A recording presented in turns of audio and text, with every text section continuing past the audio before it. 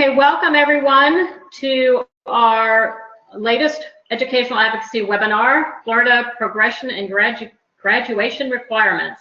Again, I'd like to welcome Dr. Kelly and thank her for providing these webinars for us on a monthly basis.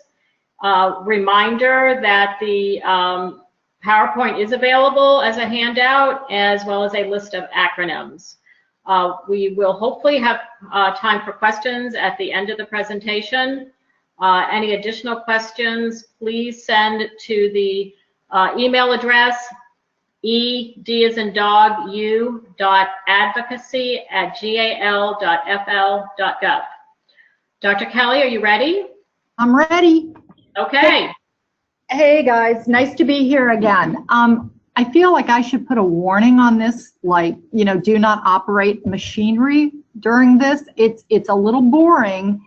You may get drowsy during this. It's a lot of tedious information, and so I apologize up front for that.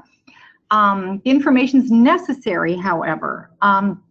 What you can do also, you'll have the PowerPoint that you can refer to. You can also go to the Florida Department of Education website and put in graduation requirements and get just about all the information you could ever ask for and more. So let's begin. Again, this is not legal advice. This is educational advice. Always check with your coordinators or any other adult if you have questions, and feel free to send me questions as they come up. So let's start with student progression. What's student progression? Student progression is moving from grade to grade. Each district shall establish a comprehensive plan for student progression, which must provide for students' progression from one grade to another based on the student's mastery of the, and here it comes, state standards in English language arts, math, science, and social studies standards. These state standards started approximately 10 years ago. Before that, you know, schools had a pretty wide berth in what they used to progress students from grade to grade. With the advent of the Common Core and the Florida state standards, it became very specific what kids needed to move from grade to grade. Promotion. Students who meet all the criteria for advancement to the next grade by the end of the regular 180-day school year or session will be promoted. So that means, obviously, if you pass everything, you're going to be promoted. But this is interesting. Students who do not meet all the requirements for promotion will be retained unless they qualify for an administrative promotion due to good cause or exemption. Now, what I'd like you guys to notice in your educational files, you will see where the student may have been retained in kindergarten, say. Then you will start to see things that say administratively promoted from 2nd to 3rd grade, administratively promoted from 3rd grade to 4th grade. I once had a little girl client who had been administratively promoted 5 years in a row. She had never been identified as having a disability. She had never even been evaluated. So if you start seeing things that say administrative promotion, that may be a red flag to ask for an evaluation of that student if they are not already receiving some kind of special ed services. So kindergarten retention. You know, a lot of your parents, I'm sure, grandparents, you know, when our kids were little, it was very common almost that some little kids went into kindergarten at age 5. Maybe they weren't mature enough to go on to 1st grade, so they were retained in kindergarten. It takes place less and less, especially in Florida, because there's this mandatory 3rd grade retention. Once that became a real prospect, and there are limitations as to how many times students can be retained, districts are becoming more hesitant to do so, and we will talk about mandatory 3rd grade retention in a minute, so don't panic if you don't know what that is. Other school districts around the country, they still retain kids in kindergarten to give them time to mature before taking these 3rd grade FSAs. FSA, Florida Standard Assessment, They have replaced the, the Iowa Basic Skills Test, the other standardized national tests that we used to have years ago. These FSAs, whatever you want to call them, state tests, they are to measure progress across the state. Every state now has to have some system of testing for the kids. So third grade and retention. Under Florida law, third grade students who score a level 1 on the statewide Florida Standards Assessment in English Language Arts, that's a big mouthful. What that means is the Florida Standard Assessment Test, one of these annual tests, if they score a level 1, there is a level 1, a 2, and a 3. If they score a 1, then they must be retained in grade 3 unless the student meets a good cause exemption. So maybe 5 or 6 years ago, if you guys recall, it was all over the news. Some schools, 40–50% of their third graders were being retained because they couldn't pass this test. So that was embarrassing. And as a matter of fact, there was an ad for someone running for office saying, Florida has the most literate fourth graders in the world. Well, sure, because nobody makes it out of third grade. So what they decided was, oh my gosh, we have to have some way for these kids who are struggling with this test to be promoted. We just can't retain everyone in third grade.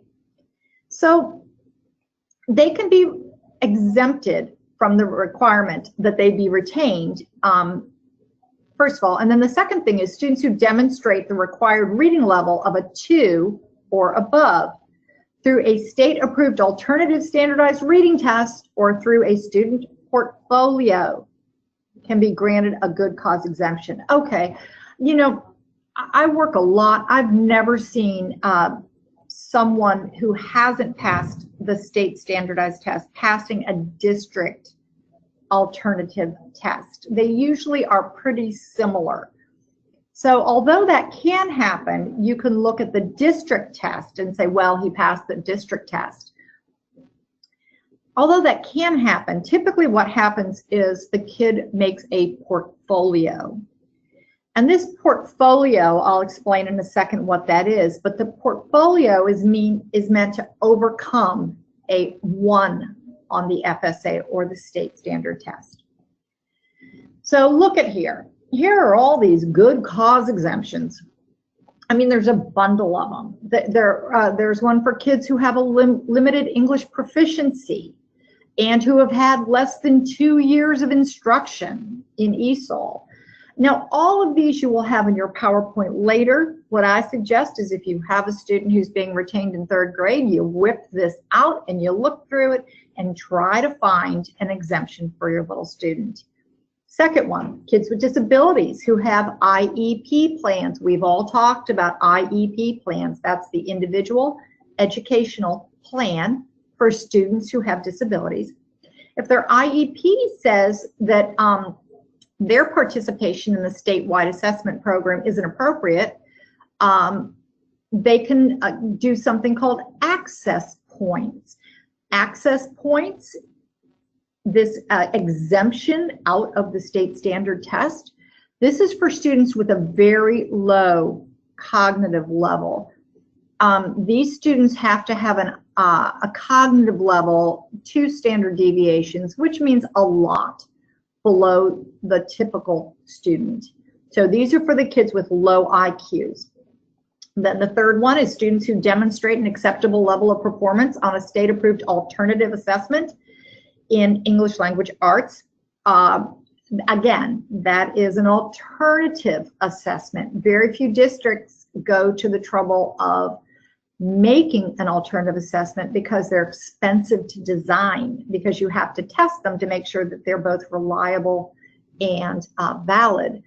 Now, third grade retention, this is something you need to understand. You keep seeing over and over and over third grade testing in English Language Arts. This is a reading-only test in third grade. Each grade, their standardized test is on a different subject matter. So third grade, this first big watershed test is strictly a reading test. And then the other exemption that we have on this page is kids with disabilities who have participated and whose IEP or 504 plan, these are both plans, individualized plans for kids with disabilities. There are other webinars. If you are confused by this, please go back to, I believe there's a basic educational advocacy course, or there's also a webinar, or there is also one, the difference between an IEP and a 504 plan. So please revisit those, pull those PowerPoints. I think it'll be helpful trying to figure out what some of this means. But basically, this is about kids with disabilities who participate in these state tests, whose individualized plans reflect that the student has received intensive remediation in reading and English language arts for more than 2 years, but still demonstrates a deficiency and was previously retained in K1, 2, or 3. That is such a mouthful, you guys. This is what it means. If you've got a kid who's in special ed or has a 504 plan, those kids typically will have some kind of intensive remediation. They'll have an extra special reading class. They will have some kind of interventions in place to help them with reading. And if that student who is in special ed and has had that intensive help already, if that student has already been retained once in kindergarten, first, second, or third grade, that student is now exempt. That student does not have to get above a 1 on the state test. But that's getting to be kind of difficult. You know, that's okay. They're in special ed. They have had this intensive instruction in reading, and they've already failed a class. We're just going to let that kid alone, or failed a grade. We're just going to let that kid alone, and we're going to promote that student administratively. Other exemptions: kids who have received this intensive reading intervention for 2 or more years but still have a reading deficiency, and who were retained in kindergarten 1 or 2 or 3 for a total of 2 years.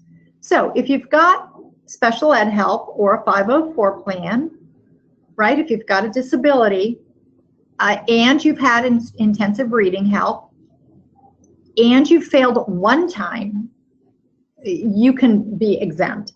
If you don't have that special ed help, if you haven't been identified with a reading disability, but you failed 2 grades, kindergarten and first, or maybe you failed, retained kindergarten and 3rd grade last year because of the FSA, they're not going to keep you. They're going to move you ahead.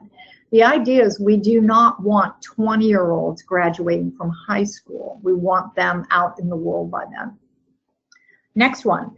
Students who have received intensive remediation in reading for 2 or more years, but who still have a deficiency and have already been retained for a total of 2 years. I just did that one, excuse me. And then the final one is students who demonstrate through a student portfolio that he or she is performing at least at a level 2 on the statewide standardized assessment. Now, this portfolio is kind of a magical thing. Say you've got a 3rd grader that you're advocating for, and the kid may or may not be in special education yet. They may or may not have been evaluated. You know, they may just be a little bit of a slow learner.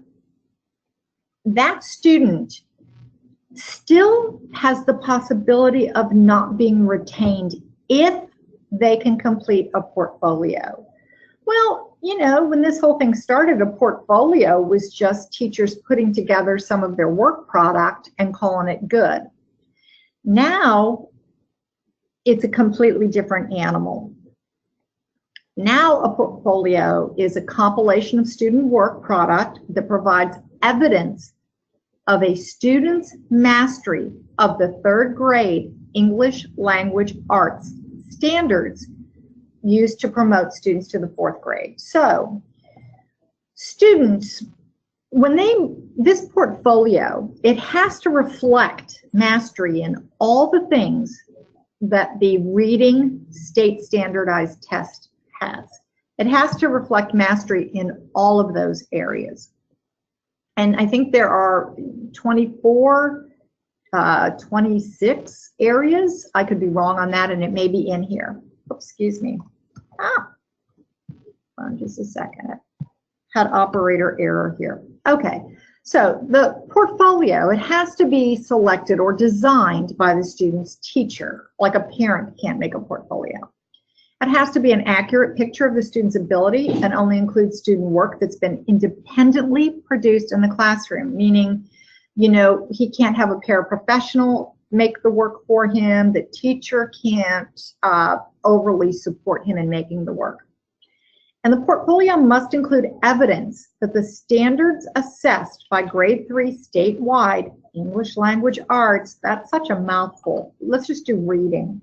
Grade 3 statewide reading assessment have been met.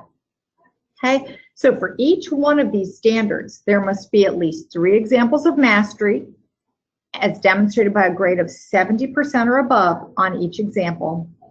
And they must be signed by the teacher and the principal as an accurate assessment of the required reading skills. Now, what does this look like? Because this just seems like a whole bunch of gobbledygook. I understand. What does this really look like? It looks like this. The student takes the test. It comes back, the student has a level 1. They did not pass the test.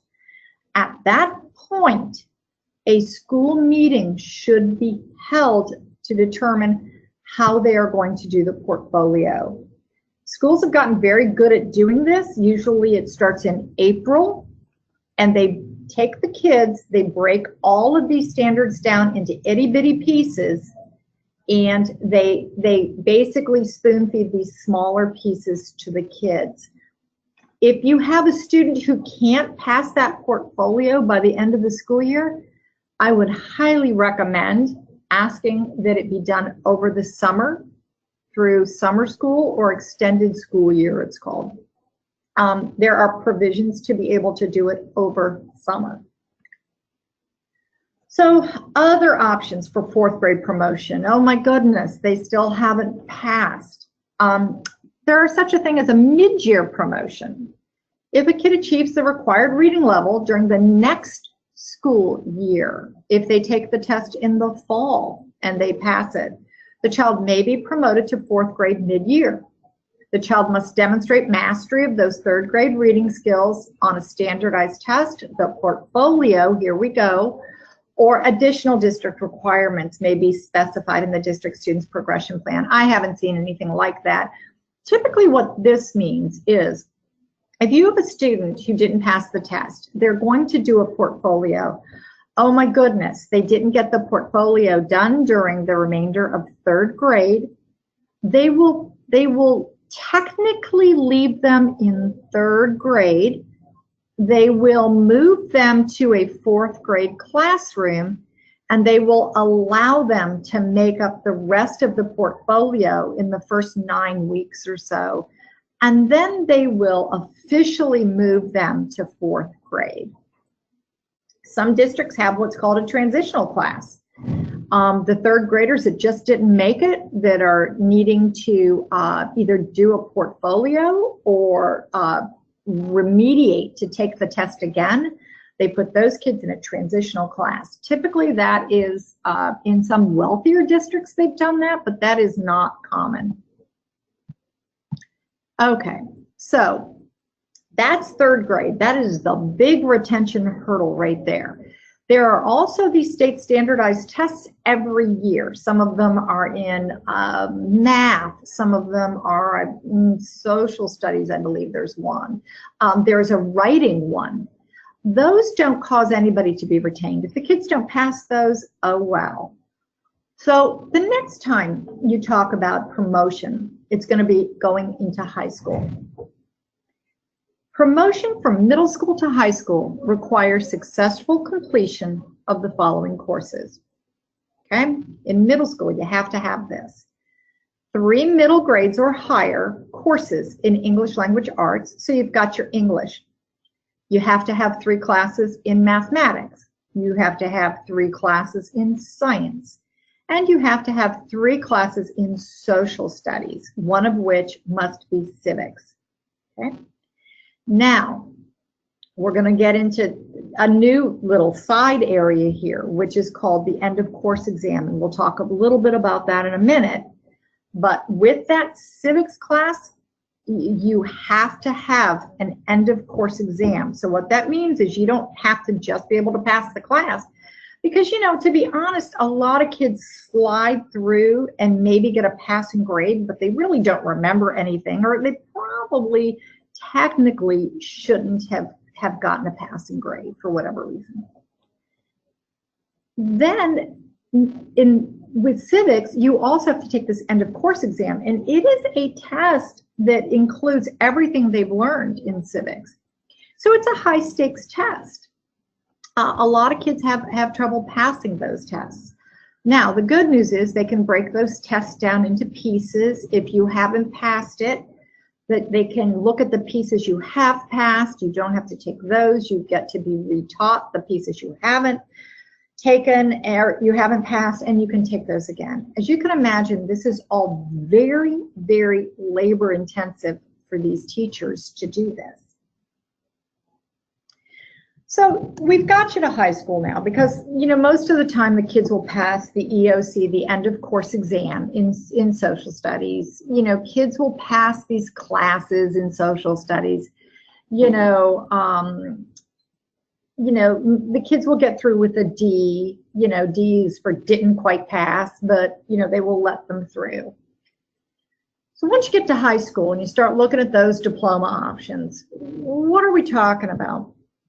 Well, these options change almost annually in the state of Florida. It's been a point of contention with educators, advocates. Nobody can keep up. Okay, that's why I always recommend if it's not this school year, this information is current, but moving forward, go to the Florida Department of Education and Google graduation requirements, and you'll find a whole bunch of helpful material. So what diploma options do we really have? Well, we have the standard diploma option. That's probably what you and I all got. It's 24 credits, and there's certain credits, and we'll get to that. There's also an 18 credit Excel option. Now, this is an academically challenging curriculum to enhance learning. You know, what the heck does that mean? Well, we'll talk about it. There's the ACE curriculum, Advanced International Certificate of Education. Again, I don't even know what that means. And then there's the IB diploma, the International Baccalaureate. And some of us, through our own kids or friends or family or our own experience, may be familiar with that. But I will explain what all of these are.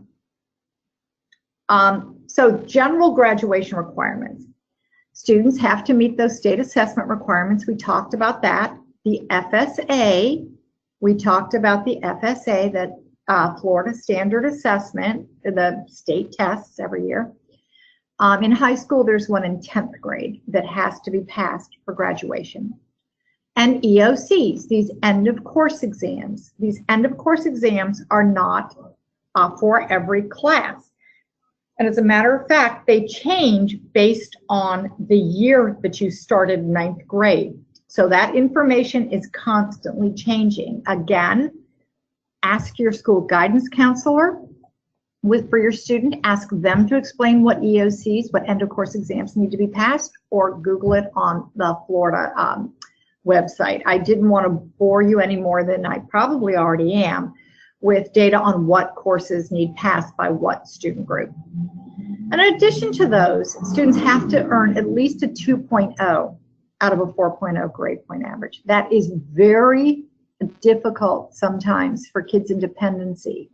Very difficult. They transfer from school to school. They may have other issues that keep them from excelling.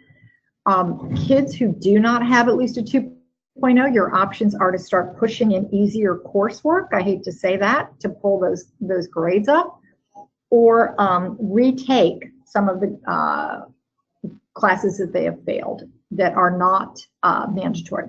The mandatory classes, if they fail them, they have to take them again.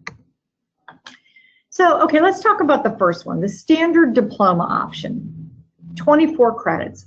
4 of them are in English, 4 of them are in math, 3 are in science, 3 are in social studies, 1 is in fine arts, performing arts, or speech. That's why everybody takes a public speaking class. 1 PE, 1 physical education class, and 8 electives. One of the courses within these 24 credits now has to be an online course. A lot of kids who are struggling learners, they take that phys ed course online. You know, kids that are shy about changing, kids that have been traumatized, they take it online. There's a bunch of courses. You can take almost anything online, but one of them now has to be online. Now, under this standard diploma designation, there's 2 add-ons. There's 2 things you can add on to a standard diploma. One is the scholar diploma designation, and the other is the merit diploma designation. I mean, I don't know why we have to get this complicated, right? But apparently we have. So here we go. We've got 2 add-ons to the standard. Each designation has additional requirements in addition to the 24 credits I just told you about.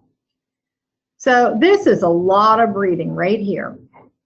And I'm going to go through it quickly. You have a PowerPoint if you think you have a student who might qualify for this.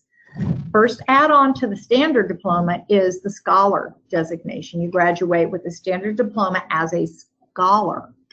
And that means you have to have more math than the average bear. You have to also have a credit in statistics or some other equally rigorous course. In science, you have to have a credit in chemistry or physics. Most kids who are college bound will have these things, by the way. Social studies, you've got to pass that United States history EOC assessment. If you don't have that, if you don't take that class, I don't know why a high achieving kid wouldn't have that class, but if you don't, any kid enrolled in an advanced placement class, an international baccalaureate class, or an ACE course, that's that international kind of scholar course that includes United States history, will fill the bill. And then foreign language. To have a scholar designation, you need 2 credits in the same foreign language. And then as far as electives go, you have to have at least 1 credit in AP, Advanced Placement class, an IB, International Baccalaureate course, or an Advanced International Certificate of Education. I have no idea, I will be perfectly honest with you, what that is. I believe that is for students transferring from foreign countries. And a dual enrollment course. And a dual enrollment course is some kids get their credits very early, and the school districts will pay for them to be dual enrolled both at their high school and at their local community college. That's a dual enrollment. So that's a scholar designation. Merit diploma, thank goodness this looks a little easier.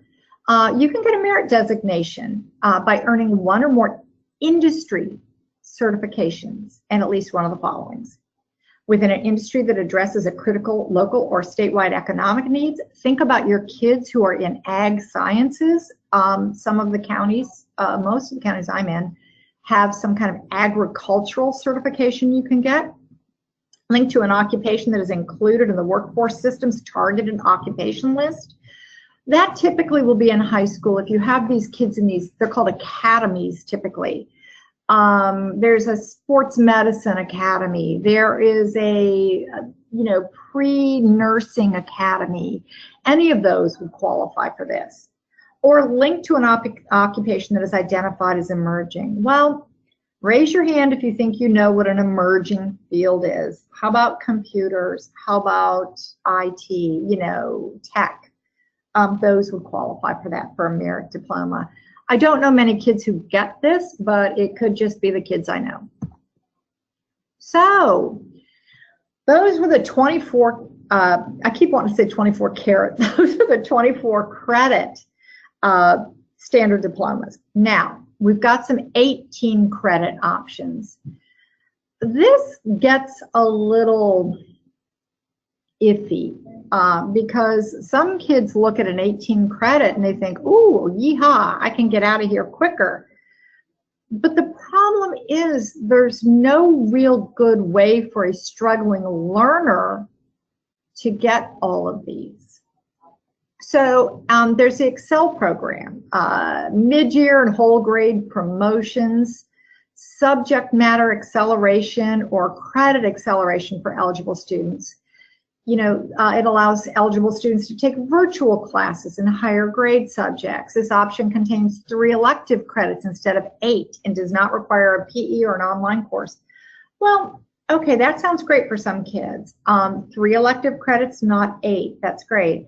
However, a lot of colleges will look at this and say, why didn't you do all of your electives? Why did you opt out? Typically, this may be for kids who struggled in school, either socially or for medical reasons, whatever. They struggled in school. They prefer to do their option at home virtually. They do not want to take a whole bucket of these virtual elective credits.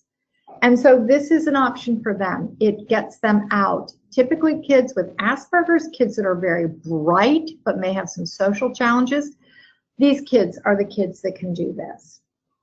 Then you have this ACE program, you know, this International Certificate of Education. It allows eligible students to earn college credit through passing exams in 3 sets of curriculum.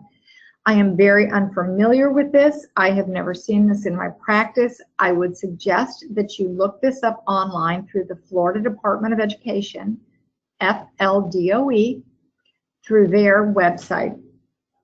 And then you've got the International Baccalaureate. You know, this is typically the bright kids. They are invited into this program. They apply to this program. It is a 2-year curriculum that allows eligible students to earn college credit through passing exams in 6 subject groups. Some of you may be familiar with the AP testing, the advanced placement testing. That is another way kids can earn college credits ahead of time. If you get, I believe it's a 4 or a 5 on the advanced placement test, you can opt out of that course in college. Sadly, a lot of our kids in dependency do not qualify for any of these programs. So let's talk about testing. Like, we're not all tired of that today already. Well, assessments that are required for graduation are these. The Florida State Assessment, FSA, Florida State Assessment, grade 10, English Language Art, or a concordant score. So a passing score is 350. So you have to basically show this proficiency in the 10th grade English Language Arts state test. You also have to pass the Algebra 1 end of course exam. This is for this year. This will change. You also have to pass Biology 1 end of course exam, a Geometry end of course exam, and the U.S. History end of course exam.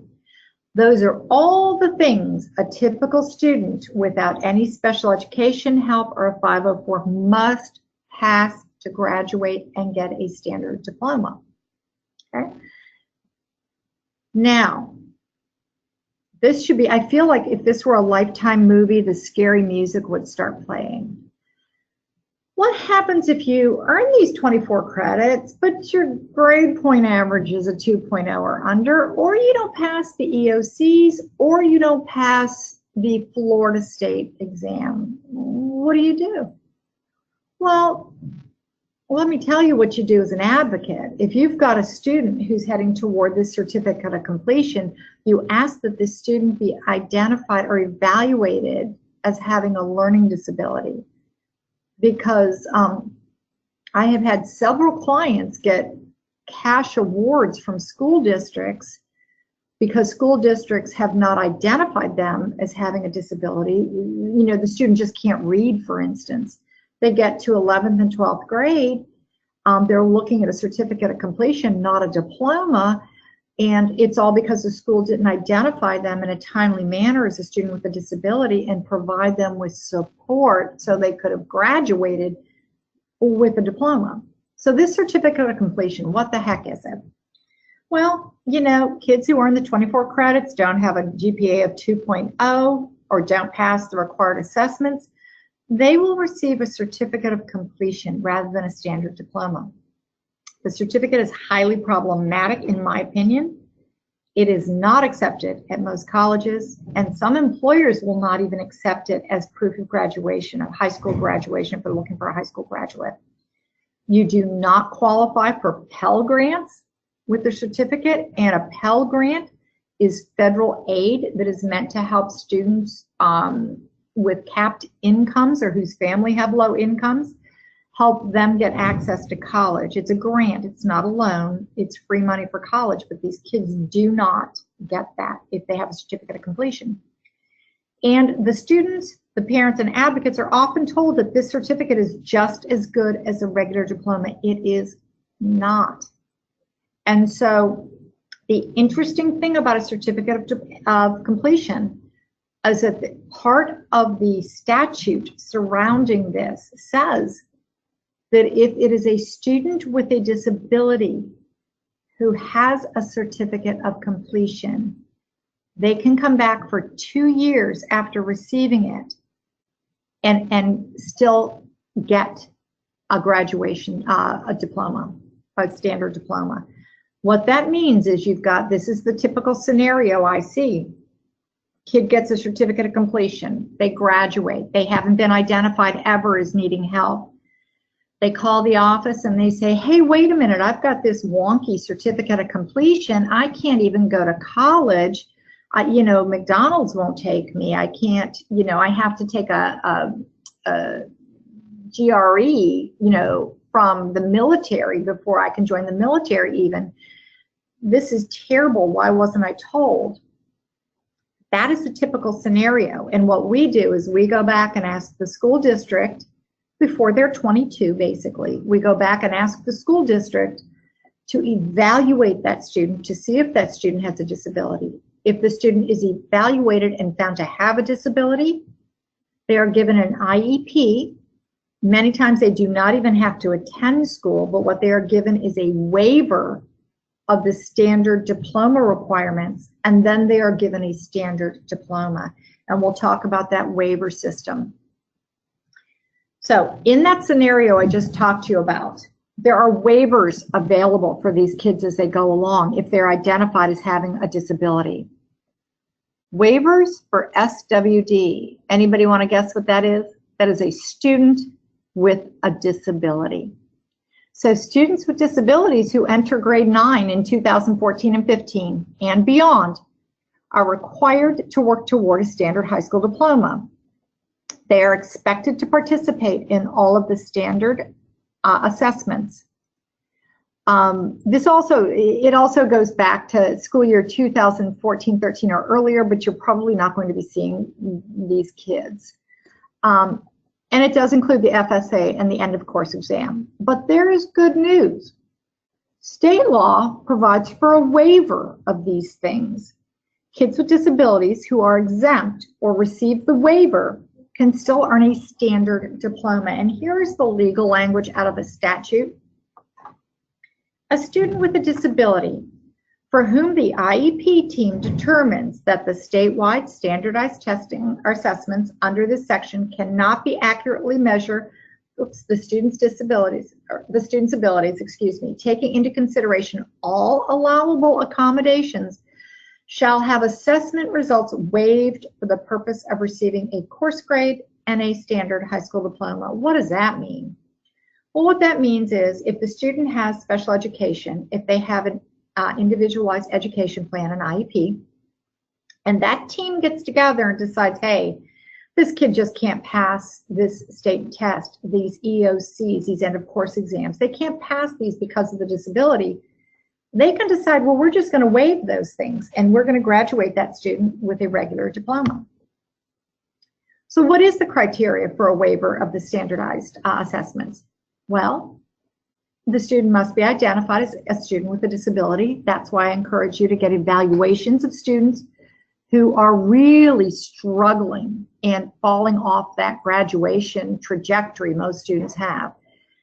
Students have to have an individual educational plan, IEP. If you do not know what this is, I encourage you to go back through the webinars that is on flgal.org and look at those webinars. It will be very helpful.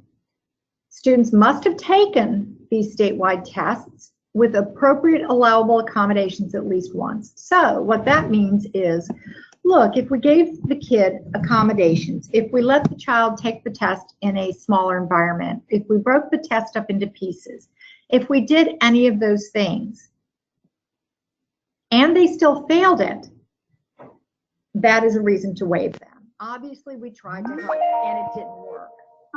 Excuse me. If the IEP team, the IEP team must then make a determination of whether a statewide standardized testing assessment accurately measures the student's ability, taking into consideration all allowable accommodations. So what this means is, look, we get together as an IEP team and we say, listen, this test does not show who this student is. This is simply a test. We know this student has tried, they have learned a lot, they are worthy of having a high school diploma. And that is made by the IEP team, by this disability-related student team. So, more options for the student with a disability who do not pass a required standardized test or receive a waiver. So suppose they get through school, they've got an IEP, or a 504 plan, they've had special ed help, that means, but they still didn't manage to, people kind of took their eye off the ball, and they still are getting ready, they're having a difficult time to graduate. What can we do for those kids? Well, those kids can return to high school to continue working towards passing the assessment or meeting the criteria for a waiver until they're 22. So kids who are already in special ed, you guys know, they can stay there till they're 22. They can keep slugging at it. Here's one that's rarely used. They can receive a score comparable to the passing score for the required statewide test on the SAT, ACT, or PERT test. These are 3 standardized tests. The ACT and the SAT are college preparatory tests. Kids need those scores to get into their colleges. A PERT test is basically a kind of basic skills version of that we see sometimes for community college to assess student readiness. If those kids pass those tests, then they don't need to pass the standardized state test, and they can still graduate. Problem is, if you can't pass the state test, you're not going to be able to pass those other tests because they're much more difficult. They can also come back and say that they have received assessment remediation through adult education. To be honest with you, I have never seen that used. I have no idea how you would do that. Consult the Florida Department of Education and ask for more information about that. You can also prepare for the high school equivalency test. That's the GED, the Graduation Education Diploma. I think that's what that stands for. The GED, that's how we all know it. They can go pass a GED test, or they can receive the dreaded certificate of completion. Additional options for students with disabilities. They have 2 other additional options, both require 24 credits, however. So students with the significant cognitive disabilities, I touched on that briefly earlier. Kids with very low IQs, they can earn credits via access courses, they're called, and be assessed on Florida State Alternative Assessments. That is a whole separate topic. It's called access points. Kids with cognitive disabilities, kids with low IQ, those kids do not take the standard test. Those kids take alternative tests that all districts have. They do not have to meet the same graduation requirements. And the student may also earn, if these kids that are just short, like a half a credit, those kids can earn a half a credit via paid employment. And you would talk to the high school guidance counselor about that. So in addition, there we go. So option 1.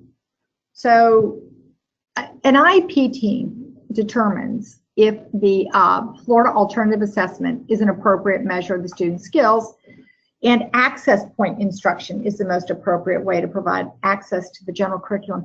Typically, this is done very early. This is done in, 3rd grade when they know these kids. are not going to be able to pass the state test. The kid's team, his IEP, his individual education plan, put this kid through this. We know this kid has an IQ of 55, 64. It will be an IQ of 70 and below. That is a number you need to remember. 70 and below, they are considered cognitively impaired. That is a student who should be on access points for all intents and purposes. But to do that, to put them on access points, to put them on this alternative assessment, and to remove all these other requirements, it requires documentation of, for high school students, it requires documentation of a completion of the minimum high school graduation requirements, the minimum ones. And that would probably be back to your 18 to 24 credits. Achievement of all annual goals and objectives on the IEP, on their individualized education plan. Successful employment and mastery of academic and employment competencies. Industry certification, occupational completion points can also be submitted. So this is called an Option 1 diploma. This Option 1 diploma is for kids who are on access points. It is for these kids with very low skill. And that documentation will be taken care of by the program that that student is in, because typically that student will not be in a mainstream program. That student will be in a special education program. So here you've got this Option 2 diploma.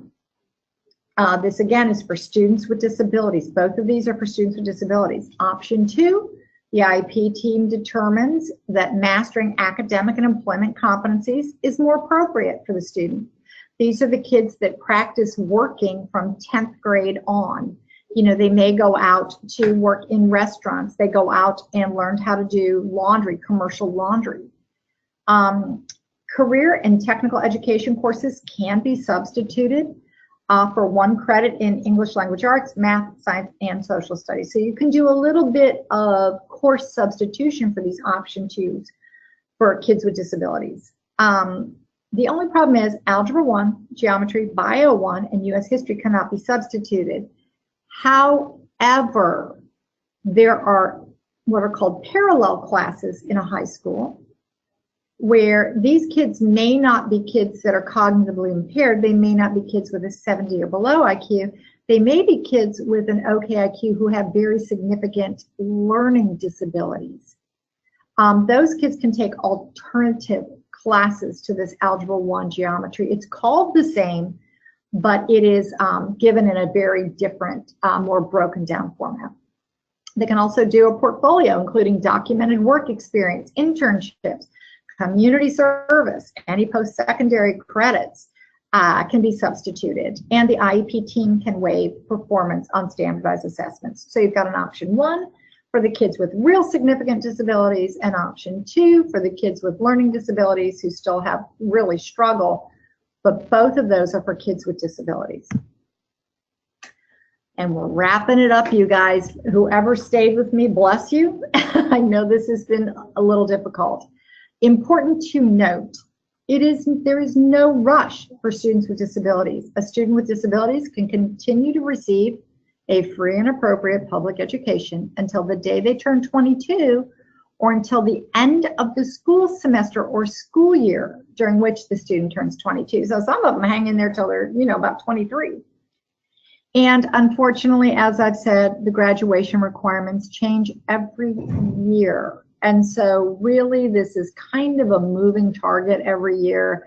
I think the best thing to do is to always make sure at school meetings you have a counselor, a guidance counselor there at the meeting to kind of help everybody through what the student is missing and what they still need and what is the best way to get that. So I'll turn it back to the lovely people at the GAL. And if you have any questions, first I would advise you to go to the Florida Department of Education and look through their resources. If it is a question about a particular student, of course, feel free to send that to the Advocacy email address. Thank you and take care. Dr. Kelly, we do have a few questions, just a few. Do you have time to answer them? Absolutely, I do. Okay.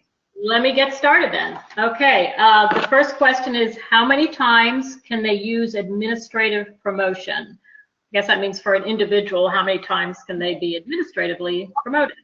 It's kind of like a magic wand. I mean, they can use it up through until the student goes to middle school. In middle school, then it becomes more like, you know, grown-up school, and so you have to pass each of those classes, and you have to pass that one EOC and a course exam. So, but what I have found is for struggling students, those kids just miraculously manage to get D's and move on. Okay, thank you. Next question. I thought there was summer school for third graders so they could retake the FSA ELA and move ahead if they pass. I guess that's true or false question. No. So what that is, that's a good point. You've got two things cooking here. You have the extended school year for students with IEPs, students with disabilities. They can go to extended school year and work on their portfolio. And a lot of districts also have, it's usually called like reading boot camp, some kind of summer program where they kind of take a running jump at it again at this portfolio. And what they can do is they can either let the student retest, which is really kind of high stakes and nobody wants to do that. What they do during these summer camps is they basically they try to meet all of the standards the student missed. And that's the whole purpose of that, is for them to miss the remainder of the 27 standards that they missed. Okay, great. Why do they require an online class? If I knew why they required anything that you just heard, I would probably not still be here with you all. I would be doing the stock market. I believe that the reason they did that was because it started happening about 10, 12 years ago. And I believe they thought, oh, golly, everyone will be going to college online. Everyone, schools will turn all online, and kids will need to learn how to use the internet, which is kind of hysterical if you've ever met a child, because they all, I swear, are born with the ability to use the internet. So it was probably really well-meaning. What it ended up doing, though, is saving the district a tremendous amount of money and classroom space. And so they kind of doubled down on it, and they love it, and it's not going anywhere. Okay, just two more questions. Are charter schools held to the same standards? If it is a public charter school, then yes, they are. I believe, the graduation requirements for a private charter and a private school, they will be very similar because they need to be for accreditation. But your charter schools break down into public charter schools and private charter schools. Always ask whether it is a public or a private. If it is a public charter school, that means if it is under the umbrella of your school district, then they have all the same rules. They have to follow the IEPs and the 504 plans. They have to follow all the law schools have, and they also have the same graduation requirements. Okay. This is a little longer question. My son had an IEP, was given a certificate of completion. He is too old now to go back, but wants to go to community college. They won't accept his certificate. Also, he was considered to have a disability back in high school. So I'm sure the question is there anything he can do? He is older than 22. There is not much you can do. Unfortunately, I believe that I would probably spend any resources I had in having him be taught to the PERT test and try to pass that test if at all possible. That's my best advice. I mean, sometimes, if it's up to 22, you can retain legal counsel and kind of get it overturned. But after 22, there's no real statutory, there's no real way to undo that I'm aware of. I would suggest, though, that you can call that parent, call the Department of Education in Florida and ask who you can ask that question to. Okay, great. A couple more questions just popped up, and I guess we have about 5 more minutes. How do we get the schools to better identify needy children so they are not just pushed through? Could you repeat that? You broke up a little in the beginning. Not a problem. How do we get the schools to better identify needy children so they are not just pushed through? I'm glad you asked, because you guys are probably the greatest agents of change that many of the students have. I'm so in awe of what the volunteers do. You guys have the power to do this and to change this. What you will need to do is look through the student's educational file. If you see these, administrative promotions, if you see these failures on the state tests, if you see, year after year of super low grades or even moderately low grades, then, it is your place to begin that process of asking for an evaluation. The person who signs the IEPs on your team is the person who should ask for the evaluation in writing. But because that's the only way these kids are going to get through, is if they are identified as being a student with a disability. And I don't believe, in all my years of working with kids, I don't believe I've ever seen a kid who can't pass a state exam time after time who does not have a disability. I just don't believe that I've ever seen that. So yeah, ask for the evals. Okay. Many districts are not using an authentic portfolio for GCE. They are using a computer test that is similar to mini FSAs. Can an advocate push/demand that an authentic portfolio be used? Well, I'm not sure where we're going with the GCE. If you're referring to the online tool that they use, that is a tool that breaks down the standards into these manageable pieces and then allows every student, I believe, up to 6 times to attempt each section. If that's what you're talking about, then that actually is aligned to what they need for the portfolio. If that is not what they're doing, if they have some kind of just alternate test that they want to give without any kind of remediation, then yeah, I would ask to see what they're doing for the portfolio. But the portfolio has gone from being this kind of loosey-goosey, show me your work, to being very constricted, because the state of Florida, like all states, expected those standards be met by the students. So, and they can, if they want further questions, they can email me and maybe I can help figure out a little bit better what's going on there. Okay, absolutely. Final, on administrative promotion, what is the effect on these kids? They are being promoted to classes for which they may not be qualified. Is this a setup for dropping out in the 9th grade? Well, yeah, yes and no. Look, I mean, there are all kinds of statistics that show that retaining a kid does absolutely nothing for them, with the exception possibly of maintaining them in a preschool for an additional year and enrolling them late to kindergarten, or possibly retention of at kindergarten, because that's a maturational thing. That is very much a physical and mental development reason to keep them there. But, kids with these administrative promotions, it is so heartbreaking for a student to be in 3rd grade or 4th grade or 5th grade and realize, I just can't cut it. All my friends have moved on and I'm, the one who has to stay behind.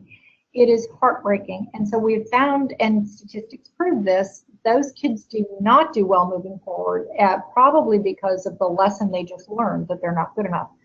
So if a student is being administratively moved along, I would look at why they're being, why they're unable to do the work. You know, there has to be a reason why they are unable to do that work. And if it has to do with a learning disability or a behavior disability or the effects of trauma, abuse, neglect, or a medical disability like fetal alcohol effect, post-traumatic stress syndrome, whatever it is, ADHD, if there is a reason, then they should be evaluated and they should be getting help to help them make up for the things they've missed and to help support them moving forward. Okay. Well, we have made it to 1 o'clock. All right. And yes, thank you, Dr. Kelly, and thank everyone again for hanging in there, because the majority of you did. They really did. Again, a lot of words. So thank you. Yes. Questions, go to edu.advocacy@gal.fl.gov. Next month's webinar is going to be moved ahead a week because of a conflict in Dr. Kelly's schedule. So instead of the 3rd Wednesday, it'll be the 4th Wednesday in March, which I believe is March 28th. But you will be getting a notice, an invite, as you have previously for, for that webinar. And I believe that webinar is going to be discussing summer school and all of that. What that entails. Yep, extended school year. It's one of the greatest, most underutilized resources that's available to kids to help them. Great. So it's very timely. So we look forward to having you all with us then. In the meantime, have a great day, and we'll see you all, or thank you, see you all again in March. Thank you. Everybody. Take care.